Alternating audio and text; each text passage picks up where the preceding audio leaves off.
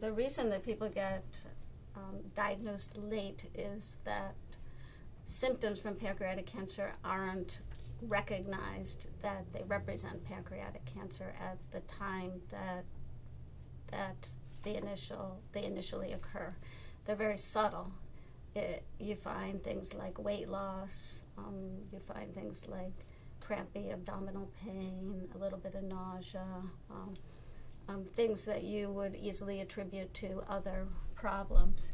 And consequently, patients either don't go to the doctor and then finally go to the doctor when a catastrophic event happens, such as becoming jaundiced or severe nausea or pain.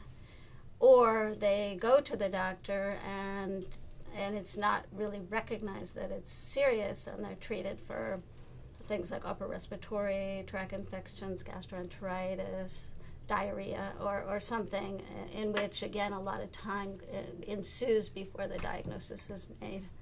And so consequently, the majority of patients are diagnosed when they already have metastatic disease and they're not curative. Why is this such a difficult disease to treat?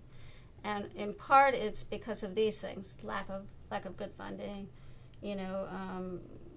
lack of good drugs to treat. But in part, also, it's because of the actual biology of this tumor. It doesn't develop over time as just a single clone increasing.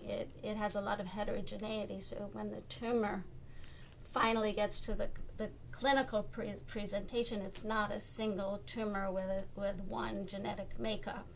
And oftentimes when we treat, you can see that. You can see that you're getting a partial response. You're treating part of the tumor, but then you're allowing for an advantage of the tumor cells that are not sensitive to the chemotherapy, and they grow up.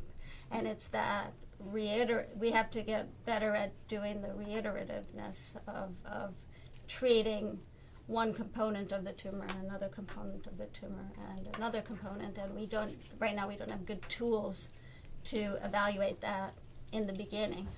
So people like myself, medical oncologists, are having to do it somewhat empirically. But for that, you need to actually think about that. You have to think about the fact that it's not just pure resistance. It's the fact that the tumor isn't all the same, and you need multiple different tools to be able to treat this cancer. What's advocated is for individuals with a strong family history that we recognize that and test for genetic defects in genes like BRCA2, BRCA1, and also there are a number of other genes which predispose to hereditary breast cancer. In those individuals with a genetic defect, you can institute screening. And the screening, although there's not universal screening recommendations, but they vary between a more frequent physical exam and history and physical with somebody who's aware of this disease, like either medical oncologist or a surgeon or gastroenterologist, and then we are looking at whether other methods, such as endoscopic ultrasound, to get a good look at the pancreas really will help. There's trials looking at endoscopic ultrasound with sampling of the pancreas. There's interest in whether screening methods like CTs help, although then you're exposing individuals to radiation, and that's not always a good idea.